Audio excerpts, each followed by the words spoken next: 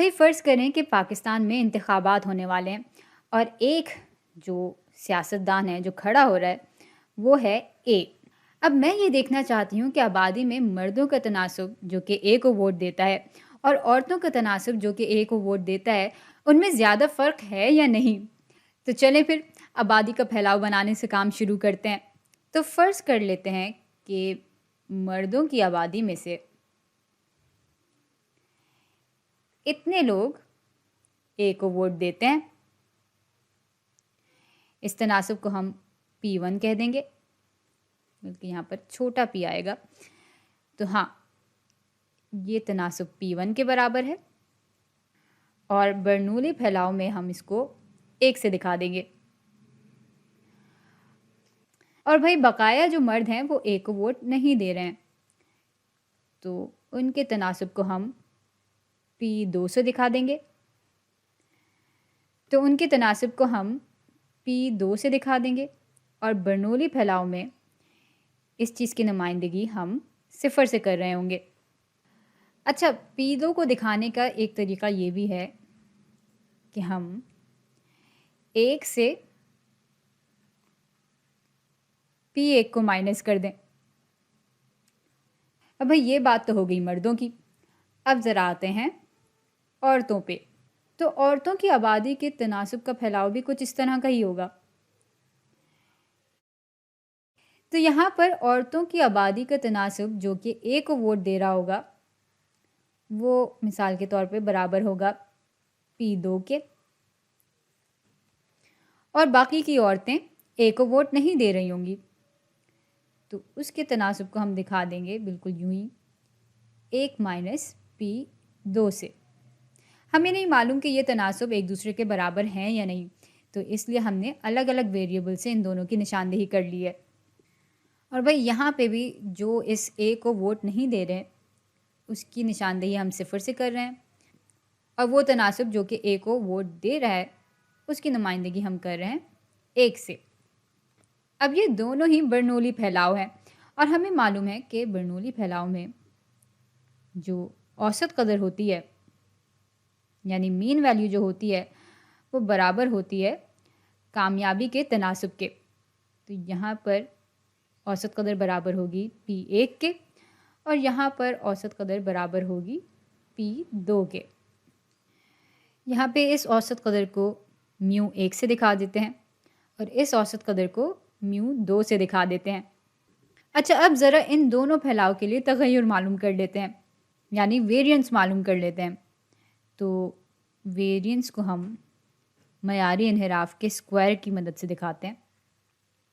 ये हो जाएगा वेरिएंस 1 और ये हो जाएगा वेरिएंस 2।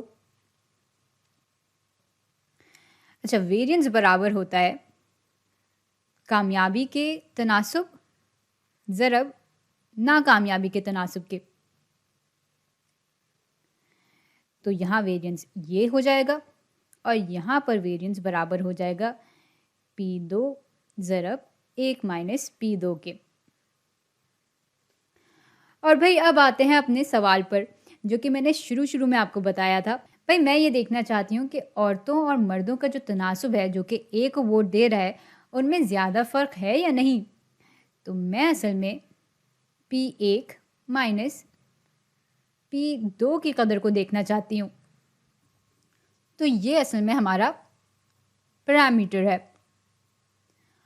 और यहाँ पे इस पैरामीटर के लिए मैं एतमाद की सतह 95% रखना चाहती हूँ। तो यहाँ पर मैं एतमाद की सतह चाह रही हूँ कि वो 95% के बराबर हो। चलें भाई, सवाल तो हमने अच्छी तरह से लिख लिया, अब ज़रा इसके जवाब तक पहुँचने की कोशिश करते हैं। तो भाई इस बात को मालूम करने के लिए हम कुछ बेतरतीब तौर पे 1000 मर्दों का नमूना लेते हैं, जिनमें से 642 मर्द ए को वोट दे रहे होंगे। इस चीज़ को हम 1 से भी दिखा सकते हैं, क्योंकि जैसे कि हमने पहले बयान किया था कि जो लोग ए को वोट दे रहे होंगे उनको हम 1 से दिखा रहे हैं। अच्छा, बकाया जो मर्द हैं जो कि ए को वोट नहीं दे रहे, वो बराबर होंगे 1000 माइनस 642 के, यानी ये बराबर होंगे 358 के, जो कि ए को वोट नहीं दे रहे हैं, यानी वो दिखा रहे हैं सिफर को। अच्छा, औरतों में भी हमने बेतरतीब तौर पे 1000 लोगों का नमूना लिया। तो औरतें, हाँ, और भाई इनमें से 591 औरतें ए को वोट देती हैं, और इस चीज़ की निशानदेही हम 1 से करेंगे। और जो बकाया औरतें हैं, यानी 1000 माइनस 551, जो कि बराबर आती हैं कुछ 409 के, उनको हम सिफर से दिखाएंगे, क्योंकि ये ए को वोट नहीं दे रही हैं। अब भाई देखने में तो ऐसा लग रहा है कि इन दोनों के बीच में, यानी P1 और P2 के बीच में अच्छा खासा फ़र्क है, लेकिन भाई हम ऐसे ही फैसला नहीं कर सकते, क्योंकि हमारी एतमाद की सतह 95% है। तो हमें इसके मुताबिक इस पैरामीटर को जांचना होगा। तो काम शुरू करते हैं यहाँ पर सैम्पल मीन मालूम करने से, यानी नमूने की औसत कदर मालूम करने से। तो ये बराबर होगी 642 ज़रब 1 जमा 398 ज़रब 0। अब ये बराबर हो जाएगा 642 के, और इसको हम तकसीम करेंगे 1000 से। तो यूँ फिर नमूने की औसत कदर बराबर आ जाएगी 0.642 के। बिल्कुल ऐसे ही यहाँ पर भी हम नमूने के तनासब की औसत कदर मालूम कर लेंगे। तो ये बराबर होगा 591 ज़रब 1 जमा 409 ज़रब 0। ये बराबर हो जाएगा 591 के, और इसको हम तकसीम कर देंगे 1000 से। तो ये बराबर आ जाएगा 0.591 के। भाई इसको हम नमूने की औसत कदर की तरह भी बयान कर सकते हैं, और इसको हम नमूने के तनासब की तरह भी बयान कर सकते हैं, और बिल्कुल यही बात यहाँ पर भी लागू होती है। भाई इस बात को ज़्यादा बेहतर तरह से समझने के लिए हम यहाँ पर एक नमूने के तनासब के नमूने का फैलाव भी बना लेंगे। तो सबसे पहले यहाँ के लिए हम एक फैलाव बना लेते हैं। अब यहाँ पे चूंकि नमूने की तादाद, यानी नमूने का साइज़ इतना ज़्यादा है, और साथ ही हमारी जो औसत कदर है वो ना तो 0 के बहुत ज़्यादा करीब है, ना तो 1 के बहुत ज़्यादा करीब है, इसलिए ये फैलाव तकरीबन आम शक्ल का होगा, यानी नॉर्मल डिस्ट्रीब्यूशन जैसा होगा। तो ये आ गया हमारा आम फैलाव। तो ये फैलाव असल में नमूने के तनासब का नमूने का फैलाव है, का फैलाव। अच्छा, ये सिर्फ मर्दों के लिए हमने बनाया है, तो इसलिए इसको मैं हरे रंग से दिखा देती हूँ। ये आ गया हमारा गंदा सा बना है, लेकिन आपको समझ में तो आ ही गया है अभी तक कि मेरी ड्राइंग कोई अच्छी नहीं है। तो सही, ये हमारा फैलाव आ गया। अब इस नमूने के तनासब के नमूने के फैलाव की कोई औसत कदर भी होगी, कुछ यहाँ पर होगी, इसको हम इस निशान से दिखाएंगे। अब भाई हम बहुत दफ़ा देख चुके हैं कि ये कदर असल में बराबर होती है आबादी के असल तनासब के, यानी आबादी की कामयाबी के तनासब के, जो कि बराबर है P1 के। फ़िलहाल हमें इसकी कदर मालूम नहीं है। अच्छा, अब ज़रा आते हैं इस फैलाव के तगय्युर पर। तो तगय्युर को हम मयारी इन्हिराफ के स्क्वायर के निशान से दिखाते हैं। भाई हमें मालूम है कि सेंट्रल लिमिट थ्योरम के मुताबिक, यानी दरमियानी हुदूद थ्योरम के मुताबिक, ये बराबर होता है कामयाबी के तनासब ज़रब नाकामयाबी के तनासब बटा सैम्पल साइज़ के। तो भाई इस फैलाव का तगय्युर इस पूरी चीज़ के बराबर होगा।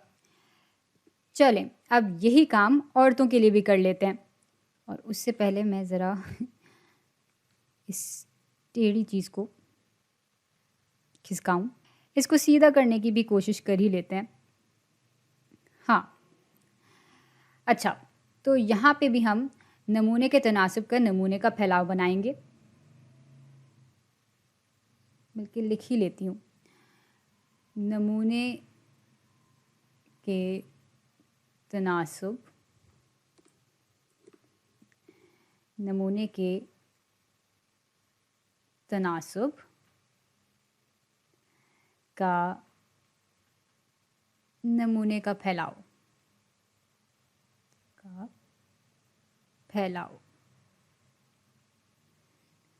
और ये भी कुछ इस तरह का ही दिखेगा। इसकी भी कोई औसत कदर होगी और हमें मालूम है कि इसकी भी जो औसत कदर होगी वो बराबर होगी आबादी की असली तनासब के या आबादी की कामयाबी के तनासब के, जो कि बराबर है P2 के। इसका भी जो वेरिएंस होगा वो सेंट्रल लिमिट थ्योरम के मुताबिक, यानी दरमियानी हुदूद थ्योरम के मुताबिक बराबर होगा कामयाबी के तनासब ज़रब नाकामयाबी के तनासब बटा नमूने की तादाद बटा नमूने के साइज़ के। अच्छा, अब चूंकि हमारा पैरामीटर ये था, इसलिए ना हम इस फैलाव के बारे में सोचेंगे और ना ही हम इस फैलाव के बारे में सोचेंगे, बल्कि हम इन दोनों के फ़र्क के फैलाव के बारे में सोचेंगे। तो भाई ये फैलाव बनाने के लिए हमें बहुत सी जगह भी चाहिए होगी, तो मैं इस पूरी चीज़ को छोटा कर लेती हूँ और खिसका देती हूँ। हाँ, तो अब आते हैं P1 माइनस P2 के फैलाव पे। और चूंकि ये फैलाव अभी भी नमूने की बिना पर बनेगा, ये असली वैल्यूज़ को नहीं दिखा रहा, असली इक़दार, असली पैरामीटर को नहीं दिखा रहा, इसलिए हम यहाँ पर ये निशान बना देंगे। तो भाई इनके सारे नमूनों को अगर हम एक दूसरे से माइनस करेंगे तो हमारे पास यहाँ पर एक और फैलाव आ जाएगा, जिसको मैं पीले रंग से दिखा देती हूँ। और ये फैलाव इस पैरामीटर का होगा। अच्छा, इसकी भी कोई औसत कदर होगी। इस फैलाव के नमूने के तनासब को हम कुछ इस तरह बयान करेंगे।